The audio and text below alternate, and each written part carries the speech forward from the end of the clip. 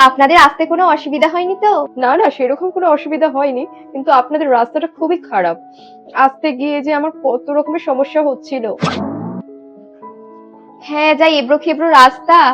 আসলে একটা কথা বলি, আমরা কিন্তু বাড়িতে কোনো কাজের লোক রাখিনি, কেননা এখন কাউকে বিশ্বাস হয় না। তা আপনাদের মেয়ে এমনি ঘরের কাজ কর্ম, রান্না বান্না সবকিছু জানে? আমার মেয়ে সবকিছু পারে। বলছি, আমার মেয়েটার খুব ইচ্ছা ও ডাক্তারি পড়বে, একটু দেখবেন। হ্যাঁ, ও নিয়ে আপনি ভাববেন না, আপনার মেয়েকে খুব ভালো মতন ডাক্তারি পড়াবো আমরা। বিয়ের কয়দিন পর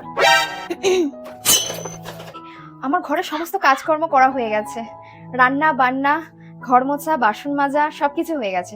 বাহ, খুব ভালো কথা, খুব ভালো। বলছি কি মা, আমি একটু কলেজে যাচ্ছি অ্যাডমিশনের জন্য। কলেজে? আপনাকে বলেইছিলাম না, সে ডক্টরি পড়ার কথা সে বলেছিলাম না? কি বলেছিলাম সেটা তুমি ভুলে যাও। যখন বলেছিলাম তখন তুমি আমার ঘরের বউ ছিলে না, আর এখন কিন্তু তুমি আমার বাড়ির বউ।